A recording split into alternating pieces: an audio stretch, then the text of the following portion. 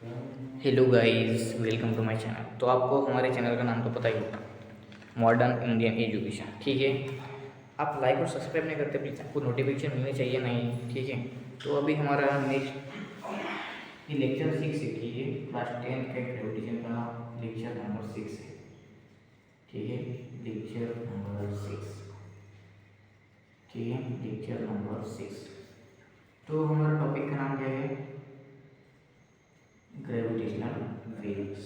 What is gravitational waves? ठीक है, gravitational waves, what is gravitational waves. ठीक है, तो अभी हम इसमें क्या लिख सकते हैं?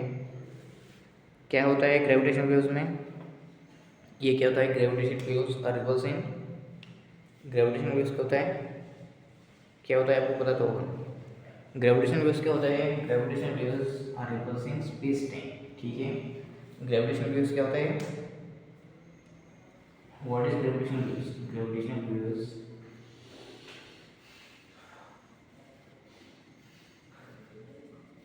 are ripples in space-time. What is gravitational waves? Gravitational waves are ripples in space-time. ठीक है, are ripples in space-time. तो इसमें दूसरा पॉइंट क्या हो सकता है? अभी आप देख सकते हो तो यहाँ पे, ठीक है, अभी यहाँ पे दूसरा पॉइंट क्या सकता है? Gravitational waves are ripples in space time. ठीक है, तो दूसरा पॉइंट क्या होता है यहाँ पे? दे आर प्रोड्यूसेस, ये प्रोड्यूस क्या करते हैं? They are produced, they are produced by motion। ये प्रोड्यूस क्या करते हैं? मोशन को प्रोड्यूस करते हैं। they are produced by motion और collision of massive objects। मतलब मैसिव मतलब मास, मास के मतलब मास मतलब मैसिव ऑब्जेक्ट्स, मतलब जहाँ पे मोशन होगा वहाँ पे मास भी होगा, मतलब मैसिव ऑब्जेक्ट्स। ठीक है, massive objects they are produced by motion और वो कोलिजन और मैसिव ऑब्जेक्ट्स, मतलब मास जहाँ पे होगा वहाँ पे। ठीक है, इसको प्रेडिक्ट किसने किया था? मतलब प्रपोज किसने किया था? Predicted bye Albert Einstein. हमारे अल्बर्ट आइंस्टाइन साहब हर जगह नहीं, हर जगह नहीं, पर जा गए भी। ठीक है, प्रेडिक्टेड, प्रेडिक्टेड मतलब प्रोड्यूस्ड, मतलब प्रपोज किया। ठीक है, प्रपोज्ड बाय अल्बर्ट आइंस्टाइन। ठीक है, इन 1916 में किया था। ठीक है, इन्होंने प्रेडिक्टेड मतलब प्रपोज्ड बाय अल्बर्ट आइंस्टाइन इन 1916। ठीक है, ठीक है, ये हेल्प काफ़ी करता है हमको, ये मतलब यूजफुल काफ़ी है। Help us study the universe. ये यूनिवर्स की तरह, यूनिवर्स को स्टडी करने के लिए हेल्प करता है। और कहाँ पे करता है? Help us study the universe. And क्या होता है? आपको तो ब्लैक होल्स पता ही होंगे, अभी मैं बताऊंगा। नहीं, ब्लैक होल्स मतलब ये जैसे भंडार की तरह रहते हैं कुछ तो। ठीक है, और ये दिखते ही नहीं एकदम, ये भंडार की तरह आते हैं और उनमें जो भी होता है वो घुस जाता है। तो ब्लैक होल्स, ठीक है, एंड ब्लैक होल्स मतलब जो यहाँ पे गया वो मतलब गया दुनिया से गया वो। ठीक है, इसका मतलब होता है ब्लैक होल्स वो मर ही गया, समझो, वो कभी निकलेगा नहीं इस ब्लैक होल से। ठीक है, इसकी बनावट ऐसे रहती है कि यहाँ पे जो गया वो गया, फिर कभी नहीं निकलेगा। ठीक है, तो अभी हमने यहाँ पे क्या देखा? ग्रेविटेशन क्या होता है? Gravitation waves are ripples in space time. मतलब ग्रेविटेशन वेव्स होता है वो सिर्फ स्पेस में ही रिपल कर सकते हैं, वो और कहाँ पे भी रिपल नहीं कर सकते। मतलब प्रपोज मतलब उनका कैरेक्टर जो भी होता है वो सिर्फ स्पेस में होगा, यहाँ पे अर्थ पे नहीं होगा। ठीक है, वेव्स की बात कर रहा हूँ मैं, ग्रेविटेशनल फोर्स की बात नहीं कर रहा हूँ। यहाँ पे मैं वेव्स की बात कर रहा हूँ। ठीक है, यहाँ पे मैं वेव्स की बात कर रहा हूँ, ना कि ग्रेविटेशनल फोर्स की। ठीक है, ठीक है, तो ये भी क्या? They are produce by motion और कोलिजन ऑफ मैसिव ऑब्जेक्ट्स। मतलब जो भी मास का ऑब्जेक्ट होगा वो सिर्फ कोलिजन में ही रिपर करेगा। ठीक है, तो इतना समझ गया आपको। और मैंने बोला था ये, इसको प्रपोज किसने किया था? अल्बर्ट आइंस्टाइन ने। कहाँ से? मतलब किस साल में? 1916 में अल्बर्ट आइंस्टाइन ने इसको प्रपोज किया था। ठीक है, तो अभी हमारा चौथा पॉइंट क्या था? ये स्टडी करने के लिए हेल्प करता है। कौन सी स्टडी? यूनिवर्स और ब्लैक होल्स। ब्लैक होल्स आपको पता है, यूनिवर्स मतलब गैलेक्सी एक प्रकार की, ठीक है, वो आपको पता ही होगा। ठीक है, तो अभी यूनिवर्स का और ब्लैक होल्स की स्टडी करने के लिए यूजफुल होता है। ठीक है, ठीक है। हेलो गाइस, तो अभी हमारा नेक्स्ट टॉपिक की तरफ बढ़ते हैं हम। अभी अपना कौन सा है नेक्स्ट टॉपिक? Free fall. ठीक है, फ्री फॉल। तो इसमें भी हम क्या देखेंगे? फ्री फॉल की डेफिनेशन पहले जान लेते हैं हम भी यहाँ पे। ठीक है, फ्री फॉल ये है व्हेन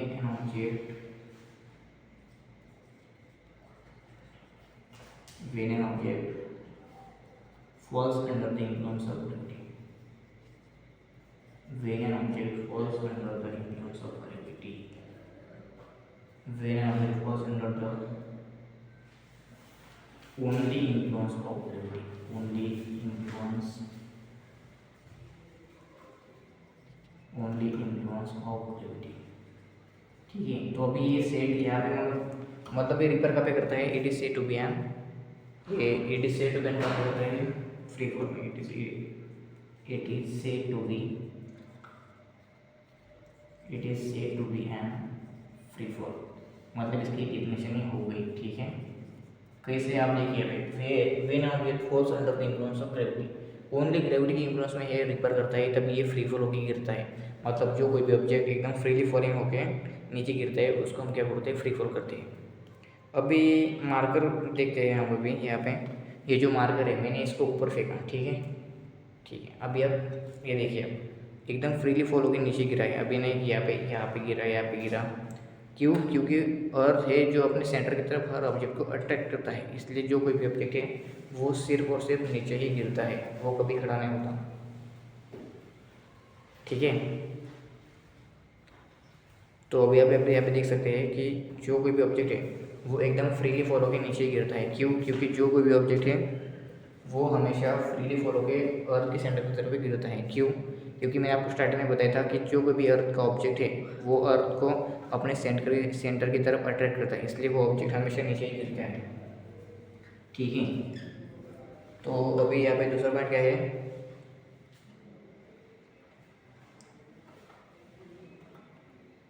तो अभी यहाँ पे दूसरा पॉइंट क्या होता है, क्या हो सकता है? In free fall the initial velocity zero. In free fall the initial velocity zero. In free fall में क्या होता है? Initial velocity in free fall में क्या होता है? इनिशियल वेलोसिटी हमेशा जीरो होती है। इनिशियल वेलोसिटी हमेशा जीरो होती है। काफ़ी इनिशियल वेलोसिटी मतलब फ्री फॉल में जो भी इनिशियल वेलोसिटी होगी वो हमेशा जीरो ही होगी। ये पूरा दिमाग में बैठा लो आप अपने, जो कोई भी इनिशियल वेलोसिटी होगी वो हमेशा जीरो ही होगी। ठीक है, तो यहाँ पे इनिशियल वेलोसिटी मतलब क्या होता है आपको समझा नहीं क्या? इनिशियल वेलोसिटी हम डिनोट करते हैं यू से, हम यू से डिनोट करते हैं इनिशियल वेलोसिटी। ठीक है, तो अभी तीसरे पॉइंट की तरफ। तो अभी हम यहाँ पे क्या देखेंगे? द ऑब्जेक्ट, मतलब जो कोई भी ऑब्जेक्ट है, द ऑब्जेक्ट एक्सेलरेट होता है कहाँ पे? The object accelerate downward. The object क्या होता है? Accelerate downward. मतलब यहाँ पे डाउनवर्ड क्यों? क्योंकि ये जो एक्सेलरेशन है वो हमेशा डाउनवर्ड की तरफ ही, सरफेस की तरफ ही अट्रैक्ट करता है, इसलिए हम इसको डाउनवर्ड ही देखेंगे। ठीक है, मतलब जो भी ऑब्जेक्ट है वो डाउनवर्ड ही अट्रैक्ट होता है, इसको ड्यू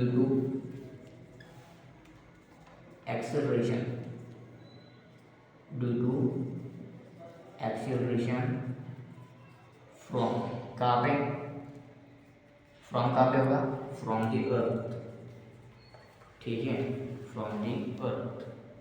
ठीक है, तो अभी यहाँ पे क्या होगा? मतलब जो कोई भी वो ट्रू, मतलब जो कोई भी सच्चा फ्री फॉल है, मतलब ट्रू फ्री फॉल है, ठीक है, ये पॉसिबल होगा सिर्फ और सिर्फ ओनली इन वैक्यूम। वैक्यूम तो आपको पता ही होगा। ठीक है, वैक्यूम नहीं पता क्या आपको? What is vacuum? वैक्यूम नहीं पता आपको? जहाँ पे गोबर गैस बनती है, मतलब वैक्यूम मतलब ऊपर गैस या जहाँ से हमको लाइट प्रोड्यूस होती है किसी भी ऑब्जेक्ट से, ठीक है, उसको हम वैक्यूम बोलते हैं, ठीक है। वहाँ पे मतलब जो कोई भी फ्री फॉल होगा वो एकदम फ्रीली फॉल होगी, जहाँ पे भी बनाएगा उसको हम फ्री फॉल कहेंगे, ठीक है। ठीक है, तो अभी आपको ये समझा गया, मतलब फ्री फॉल में जो कोई भी ऑब्जेक्ट इनिशियल वेलोसिटी को हमेशा जीरो ही होगी, ठीक है, और ये डेफिनेशन है इसकी, ठीक है। तो अभी अब इन्फ्लुएंस, इन्फ्लुएंस मतलब वो पता नहीं है यहाँ influence, what is influence. Influence में केमिकल होते हैं शायद, ठीक है, या फिर केमिकल रहते हैं हमेशा, ठीक है। इन्फ्लुएंस में हमेशा केमिकल रहते हैं, ठीक है, इन्फ्लुएंस में हमेशा केमिकल रहते हैं। वो मैटर की बात कर रहा हूँ मैं यहाँ पे, सॉलिड लिक्विड और गैस में, ठीक है, ठीक है। तो अभी इनिशियल वेलोसिटी हमने देखा था कल भी, इनिशियल वेलोसिटी यू से दिखाते हैं हम, इसको डेनोट बाई यू से करते हैं, उसका फ्री फॉल में इसकी वैल्यू होगी हमेशा जीरो होगी, ठीक है। और जो भी एक्सेलरेशन होगा वो डाउनवर्ड ही गिरेगा, क्योंकि एक्सेलरेशन ड्यू टू ग्रेविटी की वजह से हमेशा जो भी ऑब्जेक्ट होगा एक्सेलरेट होगा डाउनवर्ड की तरफ, अर्थ के, ठीक है, डाउनवर्ड होगा अर्थ की तरफ, अर्थ, ठीक है। मतलब जो कोई भी ट्रू फ्री फॉल है वो हमेशा पॉसिबल होगा इन वैक्यूम में होगा, ठीक है। मतलब जो कोई भी फ्री फॉल होगा वो हमेशा वैक्यूम की तरफ अट्रैक्ट होगा, ठीक है, ठीक है। ये लिख लीजिए आप एकदम शॉर्ट नोट से, ठीक है गाइस। तो अभी हमारा तीसरा टॉपिक शुरू करने जा रहे हैं हम, उसका नाम क्या है, तीसरे पॉइंट का नाम क्या है, ग्रेविटेशनल पोटेंशियल एनर्जी, ठीक है। तीसरा पॉइंट है gravitational potential energy, gravitational potential, gravitational potential energy, ठीक है। अभी तीसरा पॉइंट इसका नाम है ग्रेविटेशनल पोटेंशियल एनर्जी, इसका शॉर्ट फॉर्म दे सकते हैं GPE। ये क्यों शॉर्ट फॉर्म दिया मैंने आपको, ये मैं अभी लेक्चर के साथ ही इसी टॉपिक में बताऊंगा, ठीक है आपको। तो ग्रेविटेशनल पोटेंशियल एनर्जी क्या होता है, ठीक है, एनर्जी क्या होता है, एनर्जी क्या होता है, एनर्जी क्या होता है, यहाँ पे एनर्जी क्या होता है, पोसेस्ड, एनर्जी क्या होती है, पोजेस होती है, कहाँ पे energy possess by object, object के थ्रू एनर्जी पोजेस होती है, कहाँ पे, due to its height, energy possess कहाँ पे, due to its height, energy possess होते हैं कहाँ पे, ड्यू टू ऑब्जेक्ट पे होते हैं, और कहाँ कैसे होते हैं, ड्यू टू इट्स हाइट के थ्रू होते हैं, ठीक है। एनर्जी कहाँ पे होती है, पोसेस होते हैं कहाँ पे, ऑब्जेक्ट के थ्रू, ऑब्जेक्ट पर होती है, और कहाँ पे, किसके हिसाब से, ड्यू टू हाइट, मतलब जो भी ऑब्जेक्ट की हाइट है, सपोज ये जो ऑब्जेक्ट है इसकी हाइट है इतनी, ठीक है, ये समझ ये ह्यूमन है, उसकी हाइट है कम से कम 5.5, ठीक है, मीटर, ठीक है। तो इतना हो गया आपका। और फिर क्या होता है, और फिर दूसरा पॉइंट है एनर्जी हाइट्स, ठीक है। तो अभी यहाँ पे क्या हो सकता है, अभी दूसरा पॉइंट हम यहाँ पे लिख सकते हैं कि नियर, कहाँ पे नियर, नियर मतलब नियर अर्थ, नियर अर्थ, अर्थ के कहाँ पे, सरफेस पे, नियर अर्थ के सरफेस पे क्या होता है, is equal to, near earth के सरफेस पे इज इक्वल टू नहीं, हम यहाँ पे फुल पॉइंट देंगे, ठीक है। और यहाँ पे क्या लिखेंगे, GPE मतलब gravitational force is equal to mg/h, ठीक है। mg मतलब मास, ग्रेविटेशन और हाइट, GP मतलब ग्रेविटेशन पोटेंशियल, इसलिए मैंने आपको GP यहाँ पे बता दिया, ठीक है। तो अभी हम क्या लिखेंगे, अभी तीसरा पॉइंट क्या लिखेंगे आप, इंक्रीजेस, क्या होता है यहाँ पे, increases with increase in height, increases with increase in height, ठीक है। मतलब जो कोई ऑब्जेक्ट है वो हमेशा इंक्रीजर और इंक्रीज इन हाइट पे अब ऑब्जर्व करता है, ठीक है, परफॉर्म करता है, कहाँ पे, increases with increase in height पे ही परफॉर्म करता है, कौन सा भी ऑब्जेक्ट, ठीक है, यहाँ पे, ठीक है। तो अभी हम 14 पॉइंट लिख सकते हैं यहाँ पे, ठीक है, 14 पॉइंट लिख सकते हैं हम यहाँ पे, ठीक है, बॉडी 14 पॉइंट लिख सकते हैं हम यहाँ पे, ठीक है। टेकन 0, यहाँ पे 0 ले सकते हैं हम, 0 ले सकते हैं यहाँ पे क्या, ठीक है, जीरो ले सकते हैं हम यहाँ पे, क्या पे विल एट अ ग्राउंड के लेवल में, ग्राउंड के लेवल में हम यहाँ पे जीरो रख देते हैं। क्यों? क्योंकि जो कोई भी ऑब्जेक्ट हो हमेशा ग्राउंड लेवल पे ऑब्जर्व करेगा। मतलब ये जो कोई भी अर्थ है, ठीक है, ये इसका अर्थ है और इसका सेंटर है, ठीक है, तो इसका ये ग्राउंड सरफेस है। ये क्या है? Ground surface. मतलब हम इसको ग्राउंड लेवल पे कह सकते हैं, ठीक है। तो ये जो कोई भी ऑब्जेक्ट है, सपोज ये ह्यूमन है कोई भी, और ये हमेशा यहाँ पे ये जीरो के रेस्ट पे ही रहेगा हमेशा, ग्राउंड अर्थ के सरफेस पे हमेशा जीरो ही हाँ परफॉर्म करेगा any time, zero only zero and only zero, ठीक है, ठीक है। तो अभी हम इसकी यूनिट क्या प्रपोज कर सकते हैं कि ये न्यूटन तो नहीं हो सकता 100% गारंटी, तो ये जूल है। इस यूनिट की न्यूटन क्या है, मतलब यूनिट क्या है इसकी? जूल है, ठीक है। जूल को हम शॉर्ट फॉर्म में जे लिख सकते हैं, ठीक है, ठीक है, इतना हो गया, ठीक है।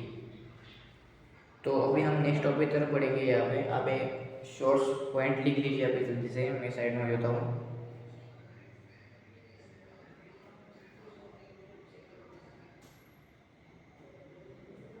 ठीक है, आप ये लिख लीजिए जल्दी से, ठीक है गाइस। तो अभी हमारा नेक्स्ट टॉपिक है, उस नेक्स्ट टॉपिक का नाम है एस्केप वेलोसिटी, ठीक है। What is escape velocity? चलो ठीक है, व्हाट इज एस्केप वेलोसिटी?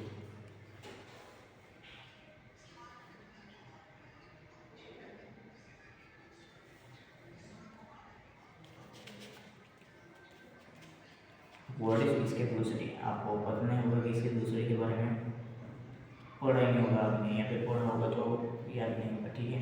तो मैं आपको बता देना चाहता हूँ कि व्हाट इज एस्केप वेलोसिटी, ठीक है। मतलब जो जिस भी वेलोसिटी को, मतलब मिनिमम वेलोसिटी को मैं लिखता हूँ फिर बताऊँगा, ठीक है। मतलब मिनिमम वेलोसिटी कितनी भी मिनिमम वेलोसिटी को नीड है minimum velocity by object, minimum velocity bye an object, मतलब जिस कोई भी वेलोसिटी को नीडेड होती है टू इसके वेलोसिटी की, किसकी? टू इसके वेलोसिटी की, किसकी? इसके वेलोसिटी की,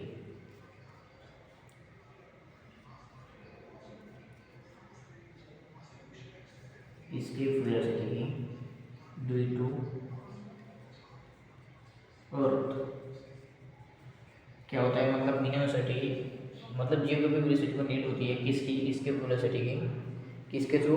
due to earth gravity, earth gravity के थ्रू, विदाउट कमिंग बैक, मतलब वो कभी भी कम नहीं हो सकती, या फिर वापस नहीं आ सकती, टू अर्थ ग्रेविटी, ठीक है।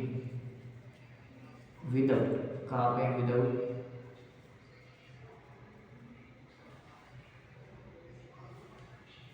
विदाउट कमिंग, मतलब वो कभी भी कम नहीं आ सकती, मतलब वापस नहीं आ सकती वो, यहाँ पे, ठीक है। मतलब हम यहाँ पे ये सीख सकते हैं कि जो कोई भी, अभी आपने पढ़ा ही होगा कि भेजी हुई, मतलब बंदूक से निकली हुई गोली वो कभी वापस नहीं आ सकती। इसका मतलब यही है इसके वेलोसिटी, मतलब जो कोई भी ऑब्जेक्ट हमेशा वो नीचे गिरेगा, जो कोई ऑब्जेक्ट नीचे गिरा वो ऊपर नहीं जा सकता वापस से। क्यों नहीं जा सकता? वो रूल है, इस रूल का नाम है एस्केप वेलोसिटी। मतलब जो कोई भी ऑब्जेक्ट एक बार नीचे गिरा वो कभी ऊपर नहीं जाएगा, ये हमेशा आप बता दीजिए, वो वहाँ पे मरेगा, सड़ेगा, कुछ भी होगा, पर वो ऊपर नहीं जाएगा, ठीक है। एक बार गिरा तो गिरा, फिर हो गया, मतलब वो जो बोलते हैं ना बांध से निकला उधर कभी वापस नहीं आ सकता, वो एस्केप वेलोसिटी की एक एग्जाम्पल है, ठीक है, ठीक है। तो अभी हम ये हो गया, इतना अभी डिफिनेशन हो गई यहाँ पे मिनिमम वेलोसिटी, एस्केप वेलोसिटी की। मतलब ये सोपी चीज़ है यार। अभी ये क्या है? सपोज ये मार्कर है, ठीक है, तो अभी नीचे गिरेगा, ठीक है, नीचे गिरेगा तो ठीक है, नीचे गिरा ये, तो अभी ये कभी उठेगा ही नहीं, जब तक मैं उसको उठाऊंगा नहीं वो तब उठेगा नहीं। मतलब इसका मतलब क्या हुआ? उसने वो इसको वेलोसिटी को परफॉर्म किया वहाँ पे, मैं उसको उठाऊंगा तभी वो उठेगा ना मेरे से, नहीं तो वो पड़ा रहेगा कि कोई भी उसको हाथ नहीं लगा तो वहाँ पे रहेगा ना, पड़ेगा, सड़ेगा, कुछ भी करेगा, और उसको कोई भी उठेगा तभी वो ठीक है। ठीक है, ये इसका बहुत सारे का एक एग्जाम्पल था। इसके बहुत सारे एग्जाम्पल है, पर आपको मैं बता देना चाहता हूँ कि 2-3 एग्जाम्पल मैंने आपको बताए थे। ठीक है, तो अभी हम इसका फार्मूला सपोज करेंगे यहाँ पे। ठीक है, वो भी फार्मूला लिखेंगे यहाँ पे, व्हाट इज फार्मूला। ठीक है, इसके वेलोसिटी का फार्मूला है, इसके वेलोसिटी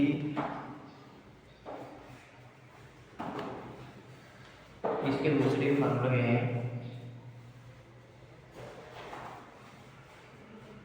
ठीक है, ये यहाँ पे इसके वेलोसिटी का फार्मूला है रूट में कौन है 2gm/r। ठीक है, ठीक है, और ये क्या है, इसके वेलोसिटी को शॉर्ट फॉर्म में लिखते हैं। ठीक है, शॉर्ट फॉर्म में हम VESC लिखते हैं, VESC। ठीक है, इसके वेलोसिटी को VESC लिखते हैं शॉर्ट फॉर्म में। ठीक है, आप शॉर्ट फॉर्म में मत लिखना, आप फुल फॉर्म में लिखना। ठीक है, इसके वेलोसिटी को। तो अभी हम यहाँ पे इसका फुल फॉर्म में देख लेंगे, व्हाट इज जी मतलब मैंने अभी पूरे स्टार्टिंग के साथ से आपने बता चुका हूँ कि ये ग्रेविटेशनल कांस्टेंट होता है जी मतलब। ठीक है, व्हाट इज जी, यहाँ पे जी मतलब ग्रेविटेशनल कांस्टेंट होता है। ठीक है, और यम मास ऑफ द अर्थ होता है यहाँ पे इसके वेलोसिटी में। यम क्या होता है, मास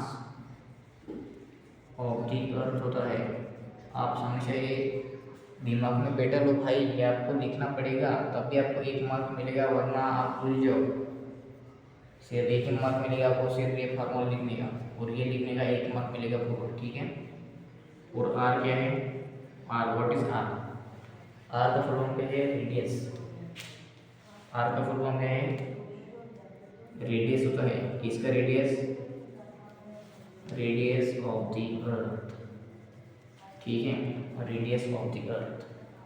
तो अभी हम गैस देख सकते हैं कि हमारा लेक्चर खत्म हो चुका है, ये इतना हो गया। आपको ये पॉइंट लिख लीजिएगा आप यहाँ पे, पॉइंट नोट्स आपको कहीं नहीं मिलेंगे। ठीक है, तो अभी हम यहाँ पे important very very important topics के बारे में बात करेंगे। ठीक है, आप पॉज करके लिख लेना। ठीक है, पॉज करके लिख लेना। मैं आपको important topics, very very important topics मैं आपको बताने चल रही हूँ। ठीक है, आपको पॉज करके लिख लेना। ओके, ठीक है, तो अभी हम यहाँ पे सपोज करेंगे ये एक बात कि जो वेरी वेरी इंपॉर्टेंट क्वेश्चन है, मैंने बहुत ढूंढी इनको, बहुत देखिए हर क्वेश्चन पेपर में देखिए, बोर्ड्स के 10-12 क्वेश्चन पेपर में देखिए मैंने यहाँ पे। ठीक है, ठीक है, क्यों, क्योंकि मुझे पता है कि आपका एम ही सिर्फ एक ग्रेव मतलब आपका एम ही है 90+, 95+ लाने का। ठीक है, तो अभी हम यहाँ पे पहला पॉइंट देखेंगे कि जो वेरी वेरी इंपॉर्टेंट है वो है केप्लर्स का लॉ। केप्लर्स के जो 3 लॉ मैंने बताए थे आपको, वो वेरी वेरी इंपॉर्टेंट है। ये जो है वो लिख लेता हूँ ना। ठीक है, पहले लिख लेता हूँ मैं कि very very important questions, very very important question जो आपको बोर्ड एग्जाम में 100% गारंटेड आएंगे, गारंटेड आएंगे। मैंने बोला ना आपको, वो न्यूमेरिकल, वो मैंने जो आपको 2 न्यूमेरिकल बताए, 4 न्यूमेरिकल बताए, उनमें से एक पक्का है आपको 2 मार्क्स को पूछेगा, गारंटेड पूछेगा। क्योंकि वो कम से 7 बोर्ड्स में पूछा है, 2014 के पेपर से वो पूछा है, कम से कम लगातार 7 पेपर में पूछे है, उसमें से एक। ठीक है, तो वो न्यूमेरिकल आप देख लेना। पहले हम देखते हैं केप्लर्स के 3 लॉ, आप देख लेना वो पूरे। ठीक है, वो केप्लर्स के 3 लॉ आप पढ़ लेना, वो वेरी वेरी इंपॉर्टेंट है। वहाँ पे 3 लॉज है, केप्लर्स के कितने लॉ है, 3 लॉज है। ठीक है, मैंने पढ़ाया है आपको। ठीक है, केप्लर्स के 3 लॉ है वो। ठीक है, और अभी दूसरा क्या हो सकता है, वो मैंने न्यूमेरिकल आपको कर लेना। और फिर दूसरा क्या है, न्यूटन के universal law of gravitation, Newton का यूनिवर्सल लॉ ऑफ ग्रेविटेशन, वो भी मैंने आपको बताया है। मतलब जो वो 2 भी ऑब्जेक्ट है, यहाँ पे डायग्राम में बताऊंगा आपको। न्यूटन का यूनिवर्सल लॉ ऑफ ग्रेविटेशन। ठीक है, Newton universal law of gravitation मतलब ये जो ऑब्जेक्ट है, और ये जो ऑब्जेक्ट है ये dm1 ऑब्जेक्ट है और dm2 ऑब्जेक्ट है। ये फोर्स है इन दोनों का बीच का और ये फोर्स है, ठीक है, ठीक है। और ये आर सपोज हम यहाँ पे डी सपोज करेंगे या फिर इनके बीच दोनों के बीच का डिस्टेंस हम डी सपोज करेंगे। ये डेफिनेशन ये वेरी इंपॉर्टेंट है, आपको निकालना पड़ेगा अगर ये आपको एक्सप्लेन करने को आया तो। कम से कम 3 या 2 मार्क्स को पूछेगा ये Newton universal law of gravitation, ठीक है। तो आप ये देख लेना प्लीज, वेरी इंपॉर्टेंट भाई, बोल रहा हूँ मैं दोनों वेरी इंपॉर्टेंट यार, नहीं बोला और कुछ में, ठीक है। और वो मैंने जो कुछ 4 न्यूमेरिकल पढ़ा है वो न्यूमेरिकल, ठीक है। तो अभी हम मास एंड वेट, ये भी वेरी इंपॉर्टेंट है, वेरी इंपॉर्टेंट। ये हमारे बोर्ड में पूछा था हमको, ठीक है, difference between mass and weight करके, ये वेरी इंपॉर्टेंट है, ठीक है। आप ये देख लेना प्लीज। ये मास एंड वेट हमको पूछा था, बोल रहा हूँ मैं, हमारे बोर्ड एग्जाम में पूछा था mass and weight, difference between करके, ठीक है, डिफरेंस बिटवीन करके मास एंड वेट हमको पूछा था, वेरी इंपॉर्टेंट है, बोल रहा हूँ। हर बोर्ड एग्जाम में पूछता है आपको, हर बोर्ड एग्जाम में पूछा है ये difference between mass and weight 2 marks को। अगर 3 मार्क्स को पूछा तो 3 पॉइंट लिख देना। मैंने आपको 4 पॉइंट लिख के दिए थे इन दोनों के, क्योंकि आपको 4 मार्क्स को भी आया तो आप ये लिख सकते हैं, ठीक है, ठीक है।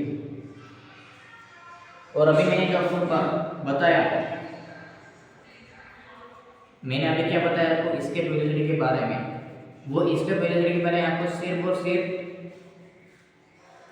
इसके वेलोसिटी के बारे में आपको सिर्फ और सिर्फ डेफिनेशन पूछेगा और कुछ नहीं पूछेगा, ठीक है। मैंने जो आपको डेफिनेशन बताया फार्मूला लिख देना, इसके वेलोसिटी के सिर्फ आपको डेफिनेशन पूछेगा, डिफाइन करने को बोलेगा और फार्मूला लिखने को बोलेगा, जो मैंने आपको बताया। मैं आपको कोई भी ऐसा चिंतित टॉपिक नहीं बताता, मैं 100% वो आएगा इसके वेलोसिटी, नहीं आएगा तो वो इनमें से कुछ तो एक ना एक तो आएगा, 100% मैं श्योर हूँ, ठीक है। ग्रेविटेशन की डेफिनेशन आप करके रख लेना, ठीक है, वो भी इम्पोर्टेंट है, उसको एक्सप्लेन कर लेना थोड़ा बहुत, और कुछ नहीं उसमें। और ग्रेविटेशन वेव्स वो चैप्टर, वो ग्रेविटेशन वेव्स मैंने बोला था ना, वो भी इम्पोर्टेंट है, अभी मैंने पढ़ाया था ना आपको ग्रेविटेशन वेव्स, वो भी इम्पोर्टेंट है, वो भी आने के चांसेस है बहुत, ठीक है। ग्रेविटेशन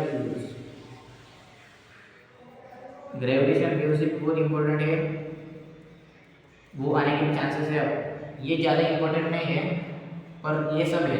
और अभी लास्ट में मैंने जो आपको 4 न्यूमेरिकल बताए थे, 4 न्यूमेरिकल प्लीज़ याद कर लेना, वो मैंने इसलिए बताया था क्योंकि वो पूछा जा चुका है, हर बोर्ड एग्जाम में एक करके पूछा जा चुका है, ठीक है। तो ये इम्पोर्टेंट है, वेरी इंपॉर्टेंट कॉन्सेप्ट, प्लीज़ याद कर लेना, इसको नहीं करेगा चलेगा, ये 4 न्यूमेरिकल कर लेना और फिर 3-4 टॉपिक कर लेना, ठीक है। डिफाइन फार्मूला मैंने अभी आपको बताया था, ठीक है। तो गाइस अभी हो गया हमारा ये आज का लेक्चर। तो मैं क्या बोल रहा था कि आप हमारे चैनल को सब्सक्राइब नहीं करते, प्लीज़ सब्सक्राइब कर दीजिए और लाइक कर दीजिए और बेल आइकन को प्रेस कर देना, क्योंकि जो भी हमारे वीडियोज़ की नोटिफिकेशन है आप तक जल्दी से जल्दी आ सके, ठीक है। तो फिर मिलेंगे अगले वाले लेक्चर में, अगले वाला लेक्चर मतलब अगला वाला टॉपिक शुरू हो जाएगा क्योंकि ये टॉपिक ख़त्म हो चुका है, ठीक है। तो अभी हम मिलेंगे नेक्स्ट टॉपिक में, नेक्स्ट चैप्टर में, ठीक है। बाय, धन्यवाद, ओके।